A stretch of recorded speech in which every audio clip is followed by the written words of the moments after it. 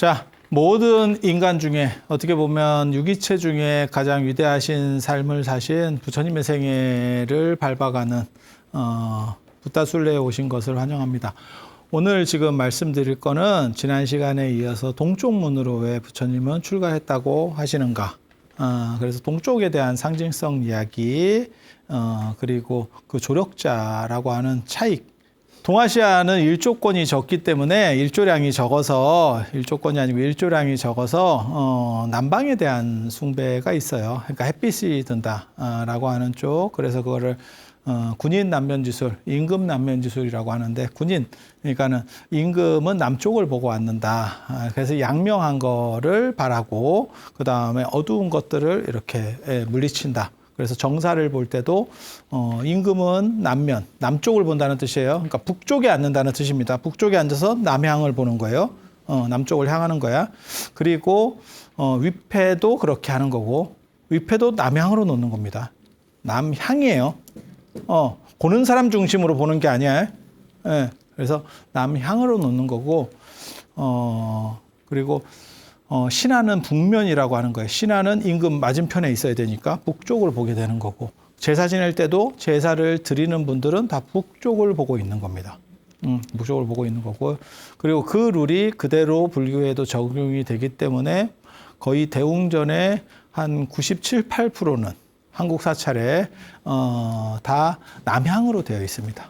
절에 들어오는 입구가 남향이거나 안 그러면 계곡 따라서 좀 있다 보니까 이렇게 옆에서 들어오긴 하지만 정문 쪽은 전부 다 남향 쪽으로 이렇게 되어 있어요.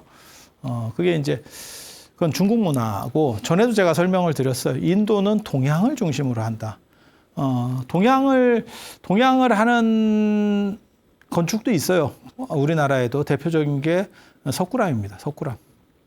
석굴암. 그래서 뭐 불국사든 뭐 통도사든 뭐 황룡사든 뭐 월정사든 다 남향이에요. 남향으로 되어 있고 그다음에 석굴암만 동향. 완전 동향은 아니에요. 정동은 아닙니다. 근데 불국사 석굴암이 되게 재밌어요. 좀 굉장히 특이해요. 불국사는 남향인데 석굴암은 동향이고 그리고 그 토암산은 동학입니다. 동쪽산입니다. 동쪽산이에요. 그래서 동쪽 그룹과 관련된 그 석탈해파거든요. 석탈해파와 의상계의 어떠한 연합, 의상계 화엄 쪽에서의 연합이 불국사 석굴암을 짓는 주체거든요. 그러니까 돈을 내는 건 경덕왕이 냈고 경덕왕하고 김대성 쪽에서 낸 것 같고 그거를 어떻게 보면 디자인이라든지 전체를 주관한 거는 의상계예요. 표운 스님하고 신림 스님. 그래서 석탈의계하고 어떤 연결성이 있는가라고 하는 동학 산신이 석탈이에요. 동학이 토암산입니다. 토암산. 그래서 동쪽을 본 거 아닌가 이런 거를 그러니까 하나는 남쪽을 봐서 일반적인 형태를 취하고 이게 동학과 관련되니까 동쪽을 보는 거 아닌가라고 우리 같은 사람들은 좀 생각을 하는데 우리 전에 연구자들은 뭐라고 얘기했냐면 석굴암이 인도 붓다가야의 마하보디 대탑 부처님께서 깨달음을 얻으신 곳에 지금 마하보디 대탑 사가 있습니다. 거기는 탑이 굉장히 크기 때문에 그 안으로 들어가죠. 근데 탑을 보면 그 마하보디 대탑사를 보면 메인 정문이 동문이고 그 부처님을 친견하러 들어가는 쪽도 동문입니다.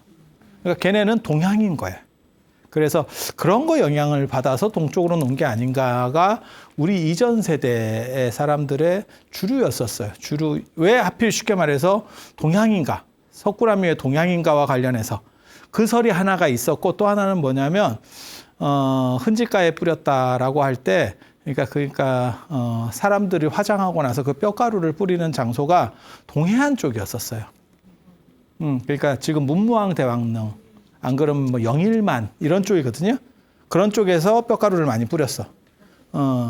그래서 그런지 그 문무왕릉 쪽에 가서 무당 중에서 굿하시는 분들이 많아. 부상나무라고 있어요. 그게 상상하는 건데 부상나무가 뭐 하는 거냐면 거기가 태양이 떠오르는 신목이에요. 그 나무에서 태양들이 교대로 쉬었다가 왔다가 그냥 하는 얘기 신화적 얘기야. 신화적 얘기. 나무에서 태양이 나오면 나무가 죽었지. 근데 수목신앙이라는 게 있다고. 전 우주의 중앙에 뭐 큰 나무가 있어요. 그게 우주목 뭐 이런 거 하듯이. 그래서 태양이 왔다 갔다 하는, 그리고 태양이 까마귀거든, 새거든. 그래서 거기 둥지 틀고 이렇게 왔다 갔다 한다는 거예요. 아니, 그냥 하는 얘기야. 그 까마귀 이름이 준호야, 준호. 준호. 이름도 있어. 김준호인가? 그렇게. 그래서 태양이 떠오르는 데가 영일만, 이렇게 들어봐. 영일만 친구, 이런 거 들어봤지? 그게 이제 태양을 맞이한다는 뜻이에요. 그리고, 연호랑 세오녀, 해와 달이 된 뭐 이야기, 뭐 어쩌고저쩌고 뭐 이런 것들 다 그 근처에서 나오는 이야기들이거든요. 그러니까 포항, 어떻게 보면 경주, 울산 이런 데 해돋이와 관련된 어떤 명소들이 좀 있어요. 그리고 그런 데다가 우리 부모님 돌아가셨거나 이랬을 때 거기에 뼈를 뿌리면 그 에너지, 양기를 통해서 더 좋은 데로 가신다. 그건 뭐 상상할 수 있는 얘기잖아요. 그리고 왕이나 이런 잘 나가는 귀족들이 거기 뿌렸다. 그러면 이제, 나도 이러면서 다 와서 뭐 밤에도 뿌리고, 야, 뿌리지 마! 이러면, 그럼 몰래 와서 뿌려야지. 이러면서 하지 않았을까? 뭐 뻔한 거거든. 그래서 그렇게 우리에게도, 그러니까 태양 숭배 때문에 해돋이라고 하는 거기에 대한 상징이 있어요. 상징이. 그런데 동아시아는 농사를 지어야 됐고, 그 상황에서는 남향이 더 중요했어요. 남쪽. 그거는 우리가 약간 추운 기후 때, 지금 같은 이런 상황이 아니고 좀 추웠어. 여러분 어렸을 때 생각해 보시면 추웠어. 그래서 춥기 때문에 햇빛이 많이 들도록 하고, 그 다음에 햇빛이라고 하는 거는 열도 되지만 빛도 되는 거예요. 그래서 최대한 빛을 많이 드릴 수 있도록, 집안으로 빛을 많이 드릴 수 있도록 건축 구조가 그렇게 발전을 해왔어요, 사실. 그래서 추운 기후 때의 문화이기 때문에 남향을 선호하고, 그래서 제가 전에 그런 얘기 하잖아요. 지금도 남향집을 사람들이 더 선호하는데, 실제로는 남향집이라고 해봐야 탈색만 된다. 가구나 뭐 그림 그런 거 걸어놓으면 다 탈색만 되고 좋은 거 한 개도 없다. 차라리 그냥 북향이 낫지. 남향집 잘못해가지고 커튼 이런 거 잘못 설치하면 아침에 의도치 않게 일찍 깹니다. 햇빛이 들어와가지고 아침인가? 이렇게 해서 깨면 생각보다 너무 빠르죠. 그런 일만 벌어져. 그래서 요즘은 빛을 통제하려고 하잖아요. 근데 그거는 우리가 빛을 마음대로 쓸 수 있는 상황이 된 거고, 예전에는 빛이라는 건 무조건 좋은 거죠. 뭐 그렇지 않을까? 그래서 그런 상황들을 고려하면 동아시아는 남향. 그래서 석굴암이 동향을 보는 거는 두 가지 이유 때문이라는 거예요. 하나는 바라나시 부처님의 붓다가야 깨달음을 얻으신 그 마하보디 대탑사가 동쪽으로 돼 있기 때문에 그것을 누군가 보고 와서 모델로 적용한 게 아니냐라는 썰 한 가지. 그 다음에 신라인들의 돌아가신 분들의 극락왕생을 발언하는. 그래서 만약에 마하보디 대탑을 모델로 했으면 본존이 석가모니가 되는 거고, 극락왕생을 기원했으면 본존이 아미타불이 됩니다. 이 두 가지 썰이 있는 거고, 우리 같은 사람이 여기다 이제 또 한 가지를 덧붙이는 거죠.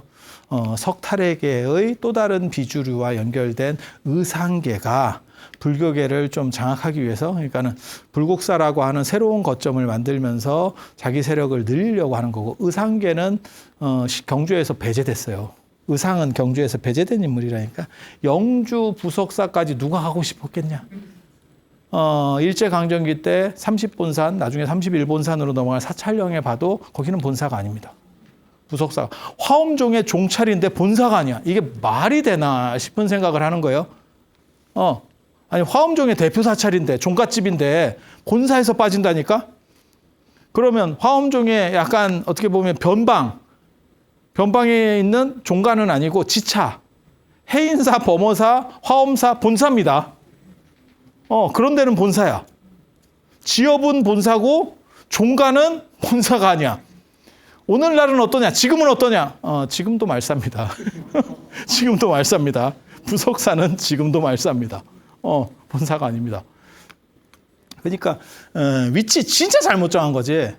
그러면 의상대사가 그렇게 정했습니까? 아니, 분명히 뭐라고 나오냐면 조정해서 시켜서라고 나와요. 삼국유사에 보면 의상정교조에. 너 저리 가로 시전한 거지. 그러니까 가기 싫은데도 제가요? 그러니까 뭐하고 똑같은 거냐면 신부들한테는 그런 게 있거든. 스님들한테는 그런 건 없어.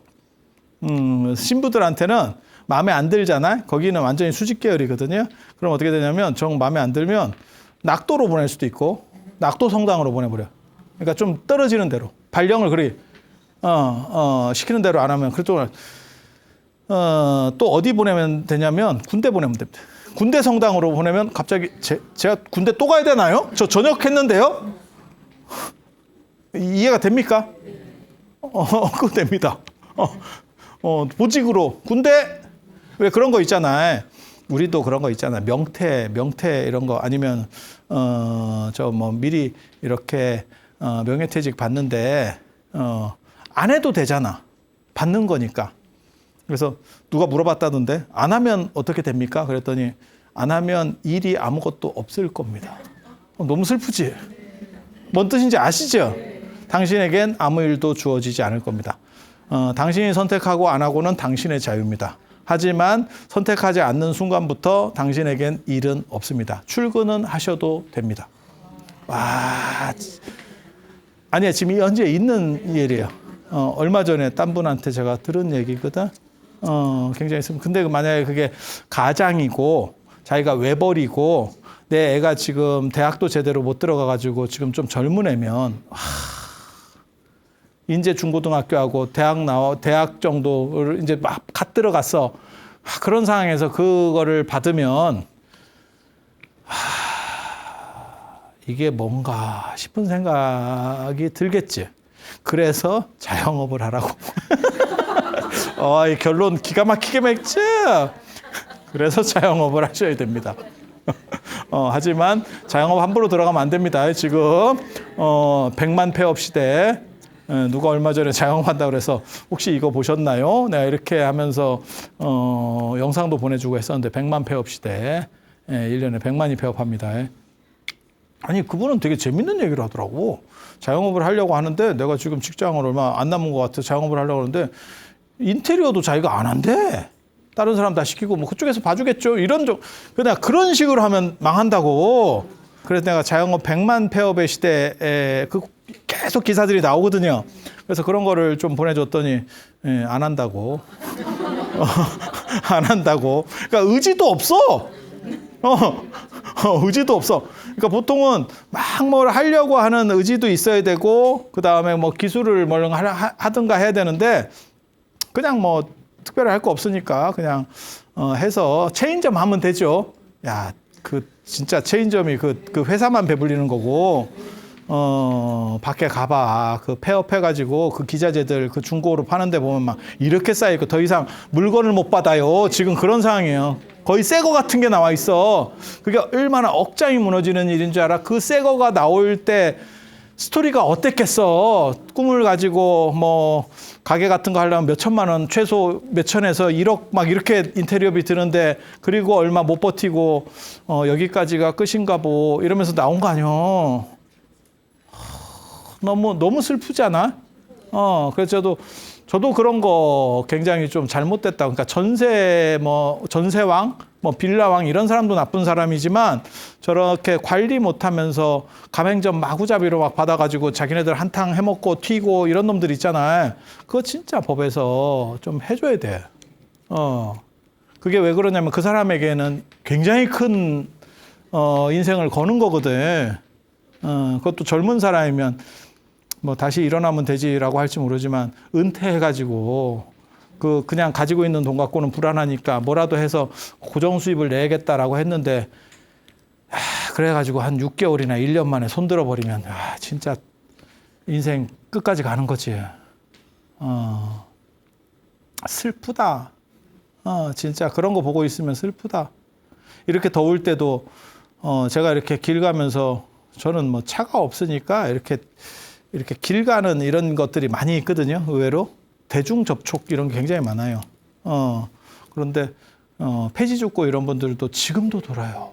나 그런 거 보면 이 더울 때 그냥 서 있기만 해도 야, 요즘 날씨는 진짜 이게 뭐냐? 라는 정도인데 거기서 그거 얼마나 되겠어? 그 폐지라고 하는 게. 그런 걸 해가지고 리어커에다 이렇게 가지고 가시는 분들 보면 참, 당신이 그걸 선택해서 하지는 않겠지.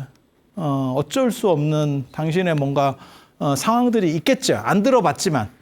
너무 슬프잖아. 그치? 그래서 함부로 할 일은 아니에요. 그런 거 절대 함부로 할 일 아니에요. 그러니까 자신감이 있거나 진짜 노력하거나 투지가 있거나 이런 분들만 사실은 하셔야 돼. 예. 그리고 내가 뭔가 좋아서 하는 일은 한마디로 얘기해서 돈이 좀 안 돼도 스트레스를 덜 받아요. 내가 좋아서 하는 일이죠. 그래서 제가 늘상 하는 얘기 있는데 나는 휴가라는 거를 이해를 못 하겠다. 세상에 무슨 휴가냐. 일이 휴가지. 쉰다는 자체가 네가 네 삶에 만족하지 않는 거야. 그건 네가 지금 적절하지 않은 직업을 얻고 있는 거야. 그래서 제가 늘상 얘기할 때 절이 천국이다. 절이 얼마나 남들은 휴가 갈 때 휴가지에서 살잖아. 내가 제일 이해 안 되는 게 스님들 그 휴가 간다고 자꾸 네가 있는 데가 휴가지야. 네가 지금 휴가지에서 해운대에서 네가 지금 비치 파라솔 밑에서 생수 팔고 있는 거야. 우리가 지금 어디 휴가를 따로 가? 라고 생각하지만 이거를 다 일반화시킬 수는 없기 때문에 근데 이게 출가랑도 관련되는 거예요. 제가 전에 그런 말씀 드렸었는데 제가 당신은 왜 출가했느냐라고 우리 동대 그 석사 대학원에서 할 때 그 조용길 선생님이 물어보셨는데 그때 초파일 부처님 오신 날 맞아서 특집으로 수업하기 싫으니까 다 일일이 그런 거나 물어보고 있고 하던 시절이 있었어. 그런데 그때 제가 취미로 출가했습니다. 그 얘기로 분위기를 쎄하게 만들고. 근데 취미가 직업이 됐을 때 가장 견고한 힘을 내는 거예요. 그래서 그런 정도가 되면 취미가 직업이 되면 어떤 일이 벌어지냐면 노동 강도가 세도 견뎌내는 힘이 무지하게 강합니다. 왜? 내가 재밌어서 하는 거니까. 게임 봐봐. 여러분들은 게임을 안 하니까 그렇지. 여러분 애들 중에 그 게임 하는 애들 있잖아. 날 새서 하고 내가 전에도 말씀드렸잖아. 밥 먹고 해라. 이러면 밥을 안 먹어요. 그래서 엄마가 안 돼가지고 이렇게 밥을 좀 이렇게 뭐 갖다 주잖아. 이거라도 먹어. 그러면 진짜 고독한 수행자가 따로 없어. 그게 그대로 있어. 손도 안 댔어. 그대로 있어. 그대로 식어가. 와. 근데 그거를 밥도 굶고 화장실도 안 가고 이러면서 잠도 안 자고 이러면 하고 있어. 그러다가 그거 이제 콘센트 뽑으면 싸움 난다. 난리 난다. 근데 그렇게 어떻게 보면 고도로 집중하고 있는 거예요. 그러니까는 이성을 잃어버리는 거지. 근데 여성분들은 이해를 못 해. 한참 하고 있으면 그 세계 속으로 들어온 것 같아. 이렇게 돼. 그래서, 그게 어떻게 보면 취미지. 그거는 알바생한테 돈 주고 너 그렇게 해봐라. 내가 일당으로 10만 원, 20만 원 줄게. 못 합니다. 식음을 전폐하고 할 수 있는 게 뭐가 있겠어? 잠도 안 자, 얘가. 그래서 제가 전에 그런 말씀 드렸는데, 양명학에서는 미칠 광자, 이 개견자에다가 임금왕자 들어가 미칠 광자를 성인보다 조금 떨어지는 걸로 친다. 그러니까 일반보다 훨씬 높은. 어떻게 보면 생활의 달인이 되는 거예요. 그러니까 거기에 미쳐 있는 거지. 매니아. 그런 사람들의 그 전투력은 무지하게 높습니다. 머리 이런 거와 관련 없어. 머리가 얼마나 좋으냐 관계없어. 거기에 이렇게 막 빠져 있는 사람들 있잖아. 아마 보살님들 중에도 있을 거예요. 뭐 이명웅 뭐 이런 분들 좋아하시는 분 있잖아. 그럼 막 그걸 막 꿰고 있다. 집안 재산은 절대 못 외워. 아들 생일을 몰라. 근데 그 이명웅 콘서트 날짜를 쫙 깨고 거기를 내가 어떻게 해야 가고 누구랑 가고가 머릿속에 쫙 정리가 돼 있어. 취미지. 그 정도의 힘을 낼 수 있는 게 없어요. 그래서 저는 부처님도 어떻게 보면 저 취미 판단의 힘이라고 봐요. 그러니까 당신이 좋아서 하는 거지. 좋아서 하는 거지. 그거를 뭘 해야 되겠다, 어떻게 해야겠다 이런 걸로는 저 정도 힘이 안 나옵니다. 그래서 진짜 자기에게 맞는 일을 하는 사람은 쉰다는 개념이 없어. 왜? 하는 게 쉬는 거야. 게임을 하면서 나를 세면서 하면서 걔한테 야, 좀 쉬었다 해. 그게 걔한테 쉬는 거라니까. 직장에서 스트레스 받은 거 뭐 이런 거 그걸 하는 거예요. 그게 쉬는 거야. 그래서 취미라고 하는 게 굉장한 힘이 돼요. 그래서 즐기는 사람을 이길 수 없다. 라고 하는 그런 이야기들이 나오는 거죠. 자, 동쪽문 출가랑 관련해서 동아시아는 남문, 동아시아는 남쪽. 이 동쪽문, 인도는 왜 동양 숭배냐? 더워서가 첫째고요. 그다음에 쟤네 태양 숭배가 있어요. 태양 숭배가 상당히 강력합니다. 그래서 해가 뜨는 데는 길하다라는 의미가 있고 해가 지는 데는 죽음이라는 의미가 있어요. 인도만 그런 게 아니고 이집트부터 나오는 현상인 것 같아요. 그게 인도가 자생적으로 저걸 했는지 이집트 문화를 받아들였는지는 잘 모르겠어. 이집트께 들어옵니까? 이렇게 물어보시는 분도 있거든요. 향도 이집트에서 시작된 거다. 향 피우고 이거 이집트 문화다. 그게 인도를 거쳐서 동아시아로 넘어온 거지. 그 이집트에서 시작되는 거예요. 그 다음에 덩쿨무늬 뭐 이런 거 다 그런 쪽과 관련됩니다. 그게 나중에 이제 뭐 보상화문, 뭐 인동문, 당초문 뭐 이렇게 해서 덩쿨무늬 쫙 나오는 것도 다 그런 거고 이집트가 생각보다 굉장히 대단해 문화가. 굉장히 대단해. 물론 뭐 주변에 로마가 있어서 단종됐죠. 단종됐죠. 그래서 인도도 그런 영향을 받게 되고 몰라. 저는 이집트에 대해서 제가 딱 이집트를 한 번 가봤는데 상당히 감동적이에요. 물론 최근에는 이집트가 저 4대 문명 중에서는 압도적으로 연대가 높습니다. 비슷하다고 생각하면 안 돼. 그게 그거 아닙니까? 그건 네 생각이고. 몰라. 근데 요즘은 이제 터키에서 göbekli tepe 뭐 이런 게 나오니까 좀 혼란스러운 유적이거든. 12,000년 전 유적이죠. 그런 거 나오면 이제 조금 당황스럽지. 저게 어떻게 저런 걸 그 시절에 만들지? 그 시리즈로 있어요. 시리즈로 있어. 그래서 야, 저걸 도대체 터키 쪽이 먼저인가? 터키 뭐 튀르키예 이러는데 그냥 고착화된 거는 그냥 써도 별 관계는 없어요. 그래서 좀 혼란스럽지. 그래서 이집트께 아무튼 생각보다 영향력이 있을 거라고 생각을 해요. 그러면 이집트에서 어떻게 동쪽과 서쪽에 대한 숭배가 있었는지 네가 아느냐? 나일강이 세로로 흐르는 강이거든. 나일강. 세로로 흐르는 강 중에서 나일강의 동쪽에 사람이 살고 서쪽에 무덤 지역입니다. 그래서 모든 피라밋은 서쪽에 있습니다. 산자의 땅과 양기지, 양. 그러니까는 해가 뜨는 쪽이 양, 해가 지는 쪽이 그래서 이쪽은 죽음의 땅이 되는 거예요. 동아시아는 남북으로 쪼갭니다. 서울 위에, 한강 위에 양, 한양, 서울 밑에 한음 이렇게 끊어요. 동아시아는 남북으로 끊어. 왜? 기준이 남북 축선이니까. 아까 얘기했잖아요. 남향을 보고 밑에 사람은 북향을 한다고. 그러니까 남북으로 끊는 기준으로 음향을 정해버리고 그래서 제가 그런 얘기 했잖아요. 한양 사대문안이 전부 한강 이북에 있고 이 북쪽에 있고 아니 맞잖아. 사대문이. 남산이 서울의 중앙이 아니에요. 서울의 남쪽이니까 남산인 거요. 어떻게 하다 보니까 서울이 뚱뚱해져 가지고 남산이 중앙 아닙니까? 이렇게 자꾸 얘기하시는 분인데 그거 진짜 말 같지도 않은 소리고요. 그건 지금 서울. 그리고 저는 서울이 살찌는 걸 어렸을 때 목격했어요. 제가 서울에 살면서. 자고 나면 서울이 늘어나. 진짜 우리 어렸을 때 얘기해요. 그래서 한양은 한강 위에는 사람이 사는데 한음은 묘지 쓰는 데예요.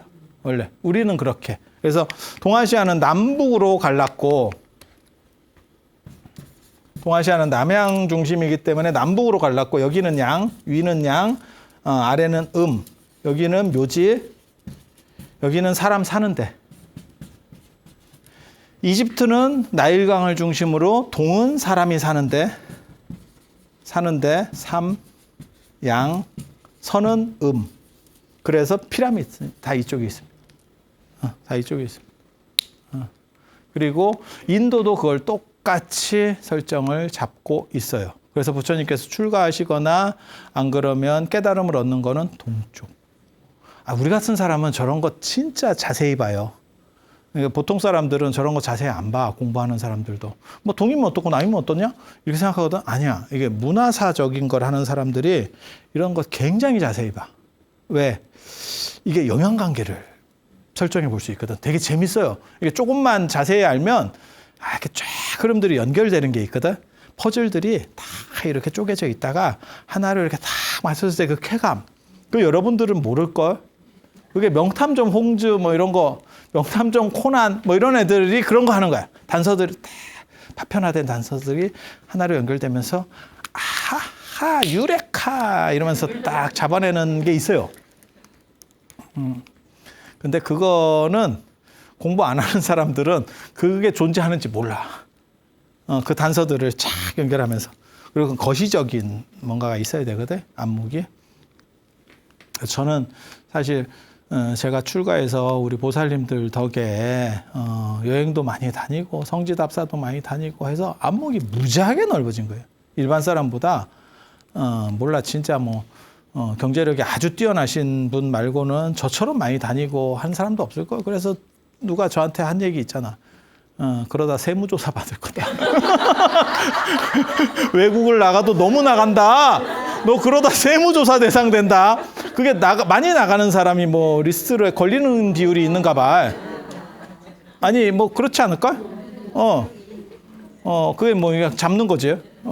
그래서 몰라 뭐 잡으면 잡든가 뭐 우리는 별건 없어. 얼마나 고마워. 가고 싶은 데를 얼마든지 짜서 갈 수 있고, 그리고 가면 대장지 타고, 잘난 척 하면서 대우받아. 야, 이 이상 좋은 게 있냐? 와, 난 내가 생각해도, 이거, 갔다가 제가 전에 그거 있었어요. 여산 독림사 가보고 싶어가지고 여산에. 시인 묵계의 고향. 그래서 갔더니, 언제나 그렇게 약을 파는 지역이 있습니다. 1년 중에 뭐 100일만 날이 깨끗해요. 뭐 백두산 천지 갈 때도 언제나 가이드들이 그렇게 약 파는 데가 있어. 그거는 모포락률 무지 높음. 난 책임지지 않겠음. 이 얘기야. 바꿔 말하면. 나한테 얘기하지 마세요. 원래 그런 거예요. 그래서 뭐 여산에서는 뭐 해가 뜨면 개가 짖는다라는 얘기도 있어요. 해를 하도 못 봐가지고 해 나오면 저거 뭐지? 이러면서 개가 짖는데 저거 뭐야 이런 그냥 이야기예요. 있긴 있는 얘기야. 근데 그런 얘기를 많이 한다는 얘기는 안개 지역이라는 뜻이에요. 그래서 갔더니 천길 벼랑에서도 무섭지가 않아. 안개가 꽉 차가지고 여기가 벼랑 맞아요? 여기가 벼랑인가요? 이렇게 그래서 하나도 못 봤죠. 아니 인문적인 건 보는데 뭐 독림사라든지 뭐 서림사라든지 그런 절에는 다 갈 수 있어. 여산에 그 호계 삼소 그 호계에도 가고 뭐 다 가. 하지만 경치는 없죠. 황산 안개 낀 거랑 똑같아. 아무것도. 여기에 벼랑입니다. 예. 여기가 경치가 좋습니다. 예. 이렇게 피부는 좋아지겠더라고. 미스트 전체가 미스트를 뿌려놨어. 이게. 미스트를 얼마나 뿌렸는지. 뭐 대단해. 못 봤죠. 그럼 끝냈느냐? 그 다음에 또 추진하죠. 그럼 사람이 갑니까? 갔던 사람은 안 가겠죠. 딴 사람 데려가면 되죠. 딴 사람 데려가면 되죠. 뭐가 걱정이야. 사람을 바꾸면 되지. 코스를 바꿀 필요는 없죠. 왜? 내가 궁금하니까. 나 못 봤고 나 궁금하니까. 야, 그게 내가 출가인이 아니고 내 돈 내고 가면 그게 쉽겠어? 쉽겠어? 근데 계속 도전하면 돼. 언제까지? 될 때까지. 그래서 그 다음에는 쨍쨍하게 또 했죠. 이런 게 여산이구나. 그러면서 든 생각 한 가지. 못 봤을 때가 낫다. 왜냐하면 눈이 너무 높아진 거야. 눈이 너무 높아진 거야. 자연을 좋은데 전 세계를 다니면서 이렇게 보다 보면 이제 그 당시 그들이 봤었던 여산하고 당나라의 송나라 때 사람들이 봤었던 여산하고 위진남북조 시대부터 여산이 뜨는데 지금 우리가 막말로 얘기해서 뭐 그랜드 캐년도 가고 뭐 알프스도 가고 뭐 이런 식으로 다 다녀본 입장에서 안개 속에 있을 때는 이게 돌아가니까 뭐가 있을 거야. 그게 마치 뭐하고 똑같은 거냐면 연예인과 결혼하는 거랑 비슷할 거야. 딱 그런 느낌일 거야. 저렇게 하면 내가 그 배우, 그 영화에 나오는 그 배우랑 사는 느낌일 거야. 한 3일 그럴걸요? 그 다음부터는 싸우겠지. 그 다음부터는 그 배우는 아니구나. 확실히 영화는 영화구나. 드라마는 드라마구나. 이렇게 생각하겠지. 뭐 그렇지 않을까? 그래서 그런 생각이 들어. 그래서 저는 보살님들한테는 굉장히 감사하게 생각을 합니다. 저만큼 많이 그리고 이게 다녀보면 거기서 오는 이 힘이라는 게 있어요. 공부를 도와주는 힘이 있어요. 현장을 확인했잖아. 그 당시의 현장은 아니지만 간접적으로 보고 이 사람은 이런 구조 속에서는 이런 생각을 했겠다. 라는 것들이 와요. 그래서 그러면 다음에 볼 때 또 이게 한 단계 업데이트가 된다고 책을 또 보잖아요. 그러면 이게 똑같은 잘된 책은 10대 보는 거하고 20대 보는 거하고 30대 보는 거 다르다. 그게 달라. 내가 커지면서 책도 커져. 그지 같은 책은 똑같아. 똑같아. 명화나 이런 것도 그래요. 사실은. 영화도 그렇고 내가 커지면 관점이 달라져. 어떤 거는 너무 대단했는데 지금 보면 저 때는 어때 오글오글 했다야. 뭐 이런 것도 있고. 그래서 그런 식으로 바뀌는 거죠. 이 동문 얘기하다가 끝나겠네. 네. 그래서 이 동쪽과 서쪽에 대해서 사실은 저런 차이들이 있다. 우리 또 그림 봐야지. 그래서 이 동문으로 출가. 왜 부처님은 동쪽으로 출가했고 동쪽에서 깨달음을 얻었을까와 관련해서 그건 인도의 태양 숭배랑 관련된 동양 숭배. 우리는 광명, 밝은 걸 좋아했기 때문에 남양.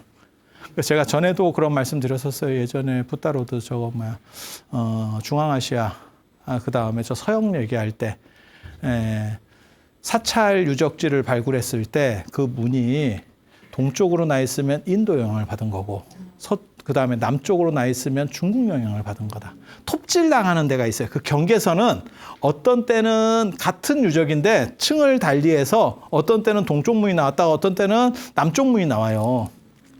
이해가 되셔? 그거는 중국이 이제 입장이 세졌느냐, 중국 쪽이 세졌느냐, 인도 쪽이 세냐와 관련돼서 오락가락하고 있는 거예요. 그 서역 지역은 그렇게 갈리는 영향들을 그런 것들로 동양이냐 남양이냐로 판단해 볼 수 있다. 그래서 동쪽, 그리고 동쪽으로 부처님이 깨달음을 얻으신 거는 계명성을 보고 새별을 보고 깨달음을 얻다니까 동양인 게 분명해. 그건 동양인 게 분명해. 그리고 그건 의도성이 있었을 거예요.